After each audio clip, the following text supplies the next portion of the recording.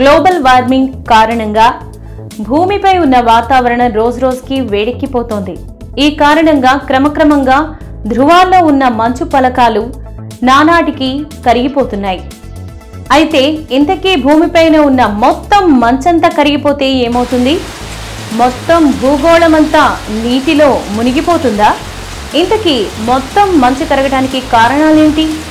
ఎన్ని సంవత్సరాలకు ఈ మొత్తం మంచంతా కరిగిపోతుంది?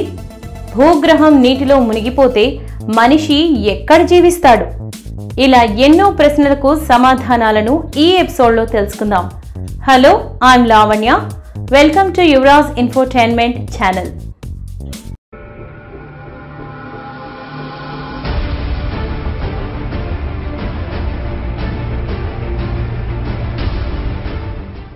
ఇప్పటి శాస్త్రవేత్తల అంచనాల ప్రకారం మన భూమి మీద ఉన్న మంచంతా కరిగిపోవటానికి ఇంకా 5,000 సంవత్సరాల కాలం పడుతుందని అంచనా.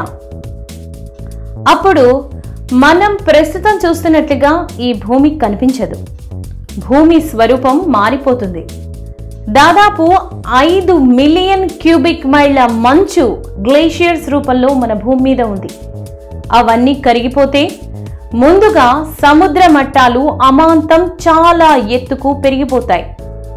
అప్పుడు దాదాపు 13-14 అంతస్తుల బిల్డింగ్ అంత ఎత్తుకు సముద్ర నీటి మట్టాలు చేరుకుంటాయి. ప్రస్తుత కాలంలో కూడా ప్రపంచ దేశాలన్నీ గ్లోబల్ వార్మింగ్ ను అదుపు చేయడానికి మార్గాలను అన్వేషిస్తున్నాయి. ఈ గ్లోబల్ వార్మింగ్ వల్ల మానవాళి అనేక దుష్పరిణామాలను ఎదుర్కొంటోందని అందరికీ తెలిసిన విషయమే. హిమాలయాల్లో హిమానీ నదాలు రికార్డు స్థాయిలో కుంచుకుపోతున్నాయి. పరిస్థితులు ఇలాగే ఉంటే 2035 నాటికల్లా తూర్పు మధ్య హిమాలయాల్లో హిమానీ నదాలే కనిపించవట. ఆహార నీటి సంక్షోభాలను ఎదుర్కోవటమే కాకుండా వేసవి వడగాల్పుల వల్ల వేలాది మంది అసువులు బాయాల్సి వస్తుంది. సముద్ర నీటి మట్టాలు పెరిగిపోవటం, అడవులు మునిగిపోవటం, కరువు పరిస్థితులు లాంటి అనేక రకరకాల సమస్యలను ఎదుర్కోవాల్సి వస్తుంది. ఇంతకీ భూమిపై ఉన్న మంచు ఎందుకు కరిగిపోతోంది? ఎందుకంటే శీతోష్ణ స్థితిరీతులపై IPCC విడుదల చేసిన నివేదిక ప్రకారం రానున్న కాలంలో భూ ఉపరితల ఉష్ణోగ్రత ఇంకా ఎక్కువ అవబోతోందని చెప్తున్నారు. విషయం అర్థం కావాలి అంటే ముందుగా తెలుసుకోవాల్సింది ఏంటంటే, భూమి చుట్టూ అతినీల లోహిత కిరణాల నుంచి రక్షణ కవచంగా పనిచేస్తున్న ఓజోన్ పొర గ్రీన్ హౌస్ వాయువుల వల్ల తరిగిపోతోంది. దీన్నే గ్లోబల్ వార్మింగ్ లేదా భూమి వేడెక్కడం అని చెప్తూ ఉంటాం. ఇంతకీ గ్రీన్ హౌస్ వాయువులు అంటే నీటి ఆవిరి, కార్బన్ డయాక్సైడ్, క్లోరోఫ్లోరోకార్బన్స్, మీథేన్ లాంటి కొన్ని రకాల వాయువులను గ్రీన్ హౌస్ వాయువులు అని పిలుస్తారు.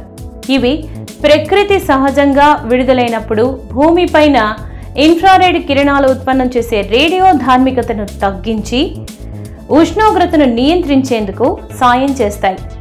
అయితే శిలాజ ఇంధనాల వినియోగం అంటే పెట్రో ఉత్పత్తుల వినియోగం ద్వారా అవసరాన్ని మించి అధిక మొత్తంలో విడుదలయ్యే గ్రీన్ హౌస్ వాయువులు భూగోళంపై ఉష్ణోగ్రతను విపరీతంగా పెంచేస్తాయి. ముఖ్యంగా మానవ తప్పిదాల వలనే భూమి ఉపరితలం వేడెక్కిపోతోంది. గ్రీన్ హౌస్ ఎఫెక్ట్ కారణంగా క్లోరోఫ్లోరోకార్బన్స్ వాతావరణంలోని ఓజోన్ పొరను ధ్వంసం చేయటం, ఏరోసాల్లు, బొగ్గు, మసి భూ వాతావరణంలో అధికమవటం, కాస్మిక్ కిరణాలు, అలాగే భూకక్ష యొక్క వాలు, కక్ష యొక్క రూపము వేల సంవత్సరాల కాలంలో నిదానంగా మార్పు చెందుతూ ఉండటం, అంతేకాదు మంచు కరిగినప్పుడు భూమి గాని లేదా నీరు గాని బయటపడుతుంది. భూమైనా నీరైనా మంచు కన్నా తక్కువగా పరావర్తనం చెందిస్తాయి. కాబట్టి ఆ సమయంలో సౌర వికిరణాన్ని స్వీకరిస్తాయి. దీని కారణంగా ఇంకా ఎక్కువగా వేడెక్కుతుంది.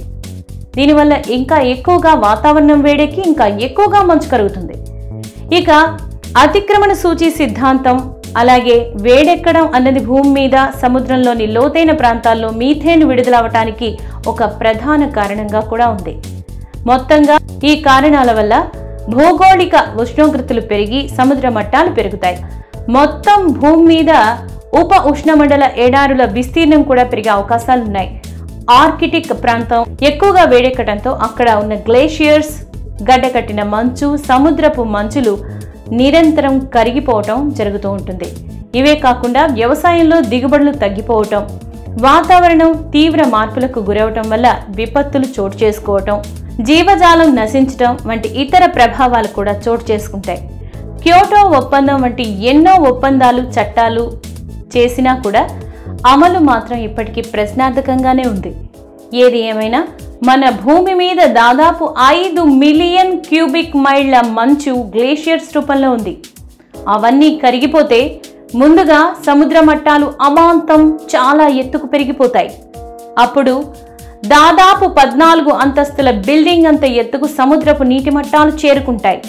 సాధారణంగా ప్రపంచవ్యాప్తంగా ప్రధాన నగరాలైనటువంటి Mumbai, Calcutta, Sydney, Hong Kong, Cape Town, Santa Monica, San Francisco, శాండియాగోలతో సహా చాలా వరకు సముద్ర తీర ప్రాంతాల్లోనే ఉన్నాయి. ఎందుకంటే తీర ప్రాంతాల్లో రవాణా సౌకర్యాలు బాగుంటాయి. మంచంతా కరిగిపోతే ప్రధాన నగరాలన్నీ సముద్రపు నీటిలో మునిగిపోతాయి. అమెరికానే తీసుకుంటే New York, Boston, Washington DC, Philadelphia లాంటి ఎన్నో నగరాలు నీటిలో మునిగిపోతాయి. ఇక సౌత్ అమెరికాలో Rio de Janeiro, Buenos heirs మునిగిపోతాయి. అలాగే అమెజాన్ అడవులు నీటిలో మునిగిపోతాయి. ఇక London, Dublin, Copenhagen, Amsterdam, Venice నగరాలు కూడా ప్రభావితమవుతాయి. ఇక ఆసియా ఖండంలో Beijing, Seoul, Tokyo, Hong Kong, Manila, Bangkok, Kolkata, Mumbai, Karachi, Dhaka నగరాలు పూర్తిగా మునిగిపోతాయి. ఎన్నో వందల వేల మంది ఆవాసాలున్న తీరరేఖ ప్రాంతమంతా జలమయమైపోతుంది. ఆస్ట్రేలియాలో కూడా సిడ్నీ, మెల్బోర్న్లు ప్రభావితమవుతాయి. ఇక ఆఫ్రికాలో కూడా తీర ప్రాంతాలు జలమయమైపోతాయి. ఆఫ్రికా ఖండం లోపల అత్యంత వేడి పరిస్థితులు నెలకొంటాయి. అంటార్కిటికాలో మొత్తం మంచంతా కరిగిపోవడం కారణంగా అంటార్క్టికాలో జీవులు నివసించడానికి అనువైన వాతావరణం ఏర్పడటానికి అవకాశం ఉంది. జీవన యోగ్యంగా అంటార్క్టికా ఖండం మారిపోతుంది. ఇక అక్కడికి మనుషులు వలస వెళ్తారు. అక్కడ మళ్ళీ టౌన్లు, నగరాలు ఏర్పడతాయి. మనకున్న 7 ఖండాలలో విస్తీర్ణంలో 5వ స్థానంలో ఉన్న అతిపెద్ద ఖండం అంటార్క్టికాయే. ఈ కారణంగా జనాభా ఈ కొత్త ఖండంలో జీవించడం మొదలు పెడతారు.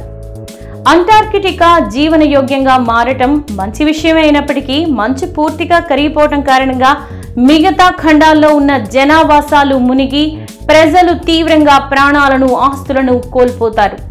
నిజానికి ధృవాల్లో ఉన్న మంచు సూర్యుడి నుంచి అధికంగా వచ్చే కాంతిని తిరిగి ఆకాశంలోనికి పరావర్తనం చెందిస్తుంది. అందువల్ల భూమిపైన ఉష్ణోగ్రతలు కాస్త మనిషి జీవించేందుకు అనుకూలంగా ఉంటుంది. మంచు ధృవాల్లో లేకపోతే, మంచంతా కరిగి సముద్రంలో కలిసిపోతే భూమిపైన ఉష్ణోగ్రతలు మరింతగా పెరిగిపోతాయి. కొందరు సైంటిస్టుల వాదన ప్రకారం ఇప్పటి ఉష్ణోగ్రతల కన్నా 20-30 డిగ్రీల సెంటీగ్రేడ్లు ఎక్కువగా నమోదవుతాయని భావిస్తున్నారు.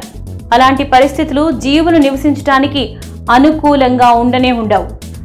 ఒక్కసారిగా పెద్ద పెద్ద సునామీలు, తుఫానులు, భగ్గుమనే ఎండలు, క్షామాలు, కరువు కాటకాలు, కార్చిచ్చులతో భూమి అతలాకుతలమైపోతుంది.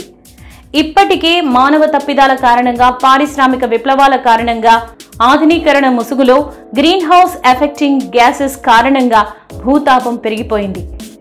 ఓజోన్ పొర దెబ్బతింది. 50 మిలియన్ సంవత్సరాల క్రితం ఉన్న డైనోసార్లు ఒకే ఒక్క ఉల్క భూమిని తాకడం కారణంగానే అంతరించిపోయాయి. ఎందుకంటే ఉల్క కారణంగా సరాసరి CO2 లెవెల్స్ పెరిగిపోయి వాతావరణంలో ఉష్ణోగ్రతలు అప్పుడున్న ఉష్ణోగ్రతల కంటే కేవలం 5 డిగ్రీలు అధికంగా పెరిగిన కారణంగా ఈ విధ్వంసం అంతా జరిగిపోయింది. ఇదే విషయాన్ని మంచు ఖండంలో మంచు స్ఫటికాల్లో చిక్కుకున్న మీథేన్ గ్యాస్ బబుల్స్ ని విశ్లేషించినప్పుడు తెలియవచ్చింది. ఈ కారణంగానే 97% జీవులు భూమి మీద అంతరించిపోయాయి.